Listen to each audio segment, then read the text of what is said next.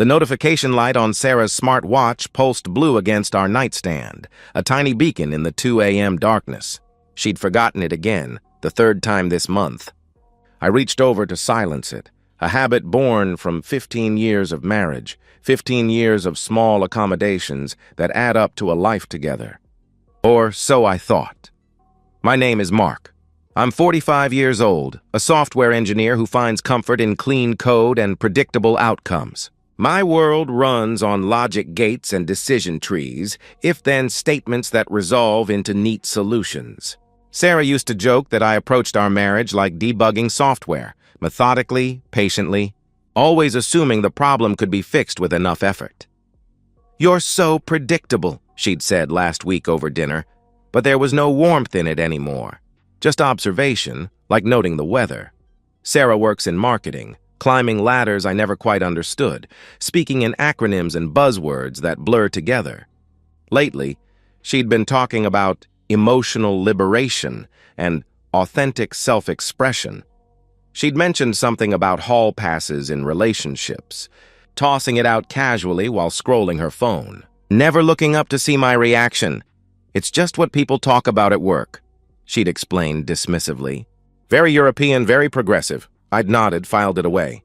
"That's what I do. I file things away." But tonight, as I picked up her watch to place it on the charger, my thumb brushed the screen. It lit up, showing her daily metrics. Heart rate, steps, stress levels, all the quantified self-data she loved to track. Without thinking, or maybe with the kind of thinking that happens below conscious thought, I opened the companion app on my laptop. The data synced immediately. Graphs and charts cascaded down my screen, a month of Sarah's life in colored lines and peaks. I was about to close it when I noticed the patterns. Elevated heart rates at odd hours, GPS locations that didn't match her stated meetings. And then, in the app's audio memo feature, something she must have triggered accidentally, I heard her voice. She was laughing, that bright laugh I'd fallen in love with 20 years ago. But the words froze my blood. "Mark? Oh God, he's so boring. So predictable. He probably schedules our life in his calendar app. More laughter, male this time. I swear being with him is like being married to a spreadsheet." The male voice responded with amusement. "Then why stay?" She answered without hesitation. "The house, the kids, the whole package. It's comfortable. And he'd never suspect. He's too logical to imagine I'd want anything more." I played it 3 more times, each repetition carving the words deeper. Then I saved the file, renamed it with today's date, and created a new folder on my encrypted drive. Evidence. I looked at Sarah sleeping beside me, her face peaceful, one hand tucked under her pillow like a child. Ethan and Lily were down the hall, 14 and 12, deep in their teenage dreams. This was my family. This was what I'd built my life around. "Predictable," I whispered to the darkness. I closed the laptop and lay back, staring at the ceiling. My mind had already begun running scenarios, probability trees branching into possible futures. If she was having an affair, and the data suggested she would expect me to confront her immediately. To rage, to demand answers, to react exactly as a predictable man would. But I wasn't going to give her that satisfaction. If she wanted to play games, I would learn the rules. If she thought me predictable, I would become something else entirely. I would become precise. 3 weeks passed in careful observation. I maintained our routine perfectly. Morning coffee at 6:30, kiss goodbye at 7:15, dinner questions about her day that she increasingly deflected. But beneath the surface, I was building something. My expertise in software architecture translated surprisingly well to surveillance architecture. I set up a monitoring system using skills I'd developed for network security, but instead of protecting data, I was harvesting it. Every text she sent, every email, every calendar appointment, all of it flowed through mirrors I'd established. She never knew. Why would she? I was predictable, Mark, who wouldn't know passion if it debugged itself. The affair revealed itself in data points. Hotel charges on our credit card, she claimed, were client entertainment. Calendar blocks marked strategic planning that coincided with her boss, James, being mysteriously unreachable. Heart rate spikes at the exact times she was supposedly in budget meetings. But I needed more than data. I needed images. Concrete proof that couldn't be explained away. That's when I hired David Hughes, a private investigator recommended through channels I'd rather not elaborate on. Former police, current specialist in marital investigations. We met at a diner 40 miles from home. I need documentation, I told him, sliding a folder across the table. Times, dates, locations, all of it. He studied the information I'd gathered, his expression neutral before asking, "You've done half my job already. Software guy?" "Something like that," I confirmed. "Kids involved?" He inquired further. "2, 14 and 12, I answered. He nodded slowly before responding. "That changes the calculus. You planning for custody?" "I'm planning for everything," I stated firmly. David worked for 2 weeks, sending updates through encrypted channels. The photos arrived in batches. Sarah entering the Marriott downtown at 2 p.m. on a Tuesday, James's hand on her lower back. The two of them at a restaurant she'd told me was a client dinner, feeding each other dessert. Her car parked at his apartment complex overnight when she was supposedly at a conference in Chicago. Each photo went into the evidence folder, carefully cataloged. But I also started another folder, Custody Preparation. I documented everything about our children's lives that Sarah missed. Parent-teacher conferences where I sat alone. Soccer games she skipped for urgent meetings. The night Lily had a fever of 103 and Sarah didn't answer her phone for 4 hours. The time Ethan needed help with his science project and she said she was too tired from work. I cooked dinners, helped with homework, drove to practices. All the things I'd always done. But now I photographed the meals, saved the school emails thanking me for volunteering, kept the receipts for every baseball glove and dance shoe. One evening, while I was reviewing David's latest batch of surveillance photos, Ethan knocked on my home office door. "Dad, Mom's working late again?" he asked from the doorway. "Marketing emergency," I replied, minimizing the screen quickly. He lingered before adding, "She's been having a lot of those." I studied my son's face, then said carefully, "Sometimes people get very focused on their careers. Is that what you're doing?" "With all the late nights in here?" he pressed. "I'm working on something important," I answered. "For us?" he asked quietly. I met his eyes and said firmly, "Everything I do is for you and Lily." He nodded and left. I turned back to my screen, to the photo of his mother laughing over wine with another man while her family ate takeout alone. That night, I created a timeline. Every lie cross-referenced with evidence. Every client dinner matched with credit card records and photographs. Every missed family moment documented and dated. It was a prosecutor's dream, or a defense attorney's nightmare. Sarah came home at midnight, sliding into bed smelling of unfamiliar cologne she tried to mask with a shower. She pressed against my back, an unusual gesture these days. "You awake?" she whispered. "Just dozed off," I murmured. "I'm sorry I've been so busy." "This promotion, it's important for us," she said softly. "I understand," I replied. "You always do," she sighed. "You're so good to me, Mark, so stable. I don't know what I'd do without you." She kissed my shoulder as she said this. I lay perfectly still, feeling her fall asleep against me, while her phone on the nightstand lit up with a text from James. Tonight was incredible. Can't wait for Denver. Denver, the conference next week she'd been preparing for. I made a mental note to have David book a flight on the same days. The evidence folder now contained over 300 files. The custody folder had 200 more. But I wasn't ready yet. Sarah thought she was playing chess while I was playing checkers. She didn't realize I wasn't playing at all. I was building a case. Sarah grew bolder as autumn arrived, her lies becoming lazier, more contemptuous. She'd stopped trying to hide the texts that made her smile, stopped explaining the new clothes that appeared in our closet, designer pieces she claimed were necessary for executive presence. She talked about needing space, about how marriages evolve, about how Europeans understood that monogamy was a social construct. "I've been thinking," she announced one morning, buttering her toast with deliberate calm, "about our future." I sipped my coffee, waiting. "I'm not happy." "Mark, haven't been for a while," she continued. "I see," I responded neutrally. "Is that all you have to say?" Her voice carried irritation. "God, you're like a robot sometimes. What would you like me to say? I asked. She set down her knife before declaring, I want a divorce.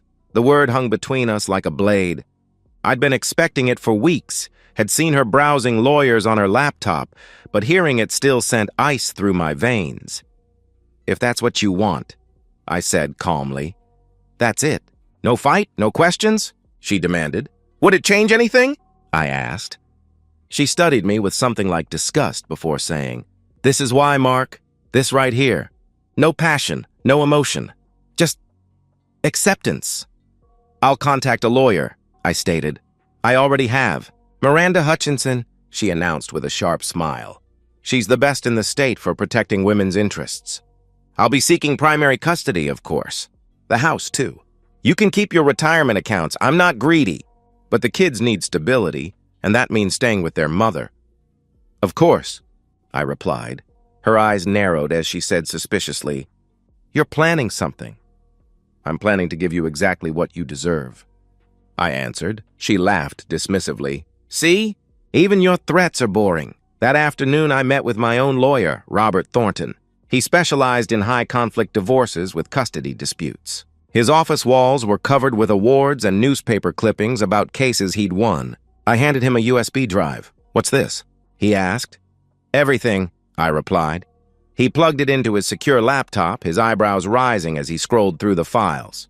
This is comprehensive, he observed. I'm thorough, I confirmed. I'll say.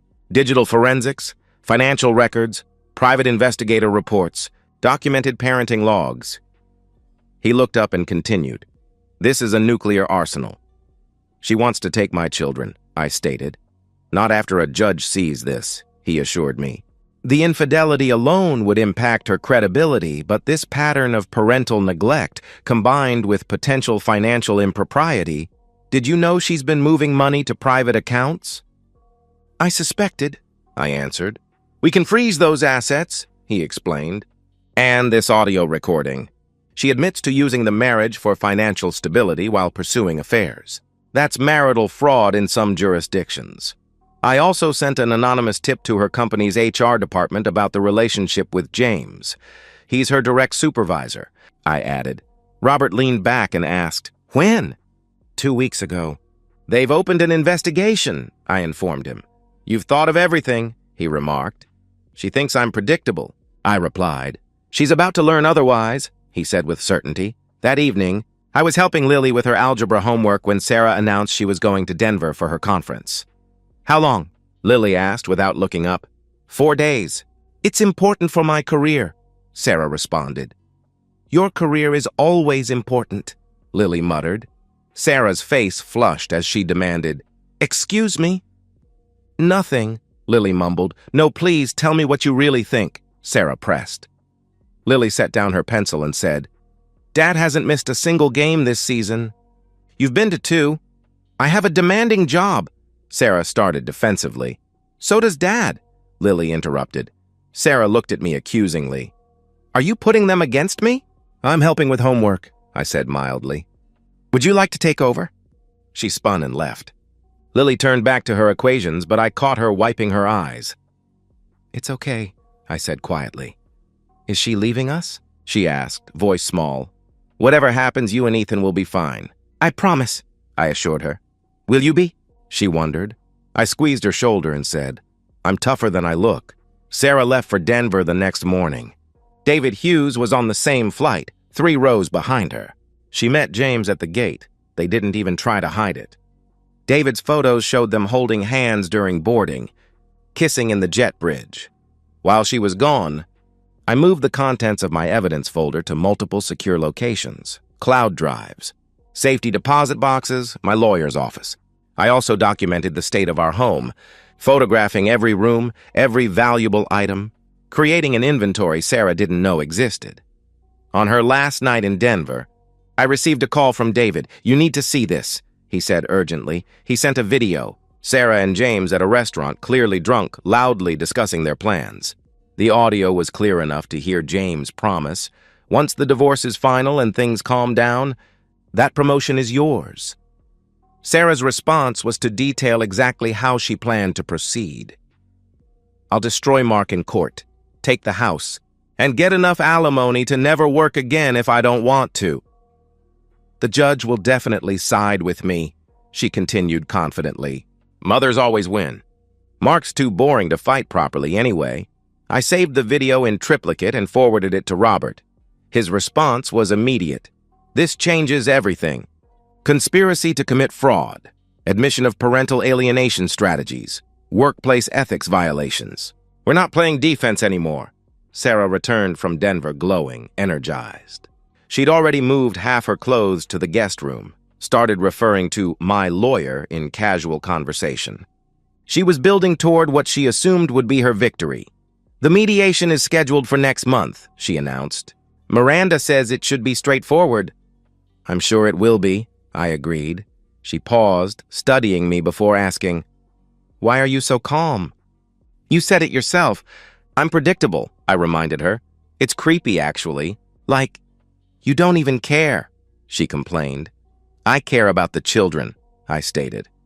Well, they'll be fine with me, she said dismissively. Miranda says fathers who work full-time rarely get primary custody. Statistics can be misleading, I observed. She laughed. That same bright laugh from the audio recording. God, you even make threats sound like a math problem. That night, I sat in my office, finalizing the last pieces of preparation. The HR investigation at Sarah's company had escalated. James had been suspended pending review. Sarah didn't know yet. She'd been too confident to check her work email during her conference. I looked at the photo on my desk, our family at the beach last summer. Sarah was looking at her phone even in the picture. The kids were looking at me. That should have told me everything. My phone buzzed. Robert texted, Motion filed. Discovery request sent. Her lawyer is about to have a very bad day. I closed my laptop and walked down the hall.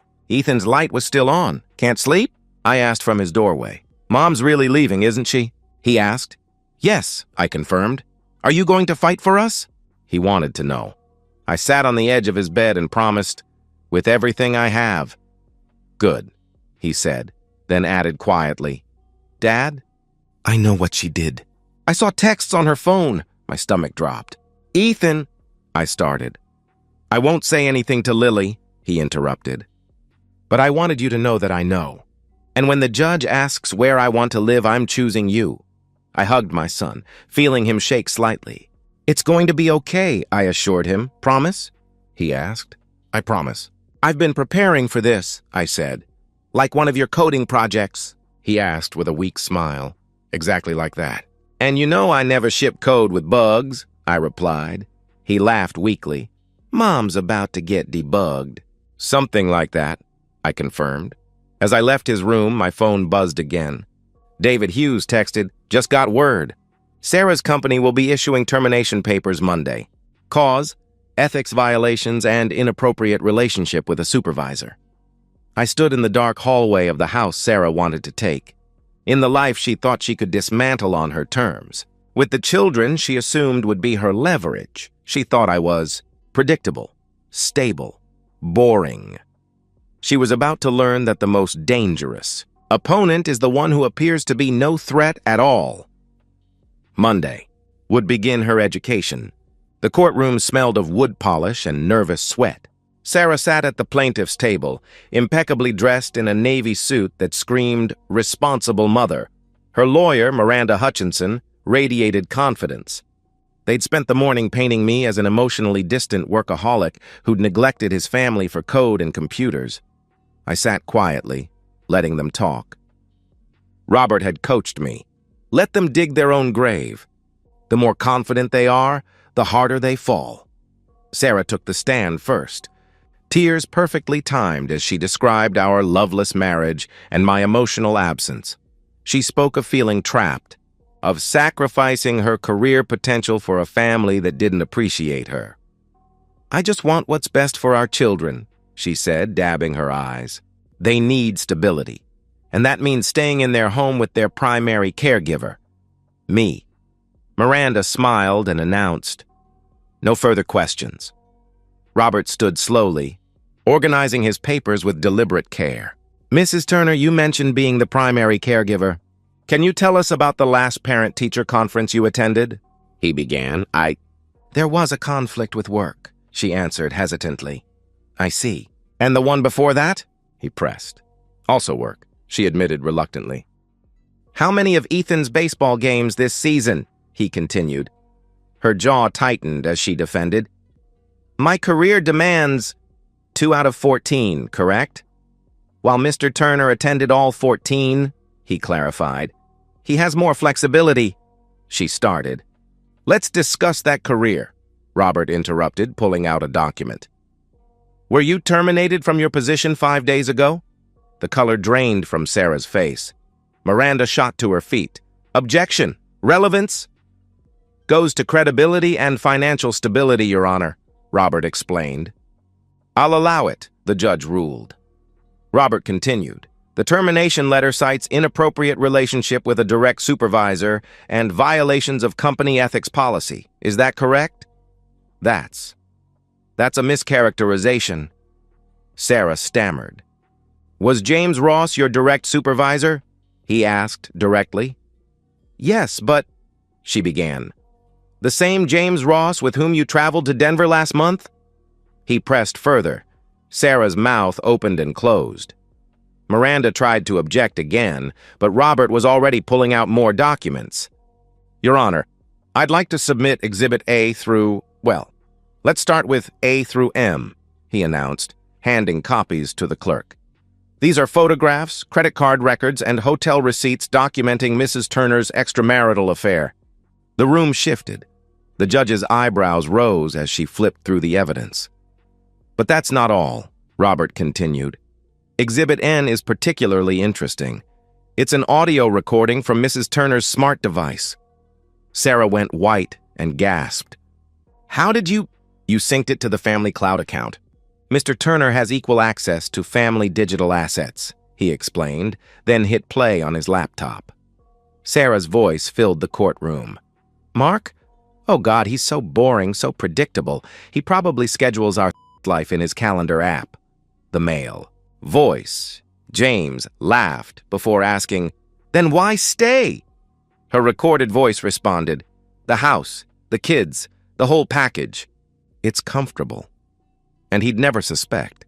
He's too logical to imagine I'd want anything more. Robert paused the recording and asked, Would you like me to play the part where you discuss destroying Mr. Turner in court? Miranda stood up frantically. Your Honor, this is ambush litigation. These materials were provided in discovery, Counselor, Robert said mildly. Perhaps if your client had been honest about her circumstances. The judge looked stern and commanded. Continue, Mr. Thornton. Exhibit O through Z document Mrs. Turner's systematic transfer of marital assets to private accounts, totaling approximately $47,000 over the past 8 months, he revealed. Sarah was crying now, but these weren't the practiced tears from earlier. These were real.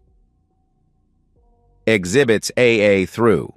Actually, Your Honor, in the interest of time, I'll summarize, Robert continued. We have documented evidence of Mrs. Turner missing 78% of the children's activities this year, while Mr.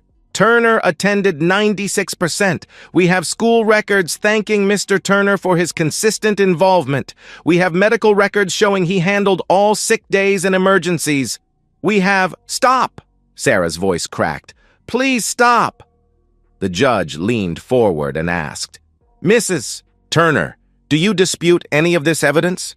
Sarah looked at Miranda, who was frantically flipping through papers. I want to speak to my attorney, she whispered. We'll take a 15-minute recess, the judge declared.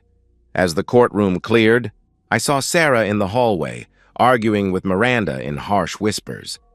James had been subpoenaed but hadn't shown, his own legal troubles keeping him away.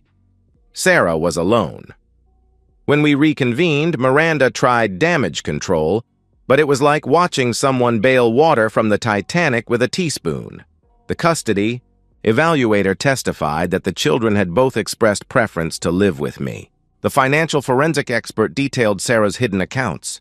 David Hughes presented his surveillance findings. Then I took the stand. Mr. Turner, Robert began, Why didn't you confront your wife when you discovered her affair? I looked at Sarah for the first time all day and answered, because I knew she would lie. She would gaslight me, make me question what I knew, and more importantly, she would use the children as weapons. I needed to protect them. Do you hate your wife? He asked. No, I replied honestly. I feel sorry for her. She had everything, a loving family, a stable home, children who needed her. She threw it away for an affair with a man who won't even show up to support her today. Sarah sobbed. What do you want from this divorce? Robert asked finally. I want my children safe and stable. I want them to know they're loved. I want them to grow up with at least one parent who puts them first, I stated clearly. No further questions, Robert concluded. Miranda tried to cross-examine, but what could she ask? Every angle she pursued, Robert had evidence to counter. Every accusation she made, we had receipts to disprove. The judge's ruling was swift and brutal. Primary custody to me, the house to me, with Sarah to be bought out at market value minus the money she'd hidden. Supervised visitation for the first 6 months, pending therapy. No alimony. Her termination for cause eliminated that possibility. She would pay child support from whatever job she could find. Mrs. Turner, the judge said, her voice cold. I've rarely seen such a clear case of parental alienation attempt combined with financial fraud. You're fortunate Mr. Turner isn't pursuing criminal charges for the asset theft. Sarah looked broken. Miranda was already packing, distancing herself from the disaster. As we left the courtroom, Sarah grabbed my arm desperately. How could you do this to me? I didn't do anything to you. I simply documented what you did to us, I replied calmly. You destroyed my life, she cried. No, Sarah, you did that yourself. I just kept very good records, I corrected. The kids will hate you for this, she threatened weakly. The kids asked me to fight for them, and unlike you, I keep my promises, I said firmly. I walked away, leaving her standing in the courthouse hallway. Ethan and Lily were waiting outside with my sister. They ran to me, and for the first time in months I felt something unlock in my chest. Is it over? Lily asked hopefully. This part is, I confirmed. Are we going home? Ethan asked. We're going home, I assured them. As we drove away, I saw Sarah in the parking lot, on her phone, probably calling James. But James had his own problems now. The company had fired him too, and his wife had filed for divorce after receiving an anonymous package of photos. Predictable Mark had won. The notification light on Sarah's smartwatch had started everything 6 months ago. Now, in the quiet morning light of our kitchen, I make breakfast for my children in a house that almost wasn't ours anymore. Sarah's.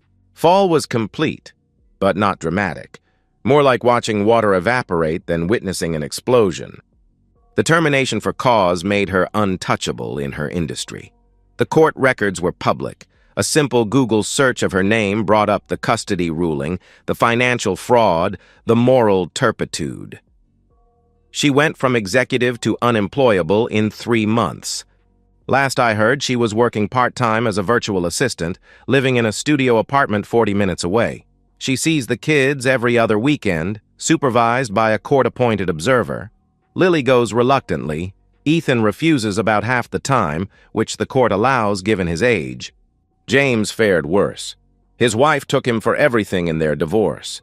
The industry blacklisting was swift and thorough. A C-suite executive terminated for ethics violations doesn't get second chances. He moved to another state, started over in a different field. Sarah texts him, but he doesn't respond. I know because she still hasn't figured out I can see her cloud storage, but I don't look anymore. There's no point. The house runs on new routines now. I make breakfast while the kids get ready for school. We eat dinner together every night. No phones at the table, a rule that stands firm. Ethan's batting average is up. Lily made honor roll. They're in therapy, working through the trauma of watching their family explode, but they're healing. I'm healing too, though differently. I don't date, not yet. Trust, once shattered that completely, takes time to rebuild. But I've started coding again for pleasure, not just work. I'm teaching Ethan Python. Lily and I are building a robot for her science fair. Sometimes, late at night, I think about that moment with Sarah's smart watch, that first crack in the facade. I wonder what would have happened if I'd confronted her then, raged and demanded answers like she expected. Would we have fought? Gone. To counseling? Pretended to fix things while she got better at hiding? No. She would have painted me as controlling, paranoid. She would have gaslit me into questioning my own instincts. She would have used the kids as shields and weapons simultaneously. She would have won because I would have played the game she expected. Instead, I became what she never thought I could be: patient, strategic, and ruthless in defense of my children. I learned that being predictable isn't a weakness if you're predictably thorough, predictably prepared, predictably protective of what matters. The evidence hard drive sits in a safety deposit box now, insurance against any future attempts to relitigate. But I don't think about it much. Sarah is too broken to fight, too exposed to risk another public humiliation. Dad? Lily calls from the living room. Can you help with this calculus? Be right there, I call back.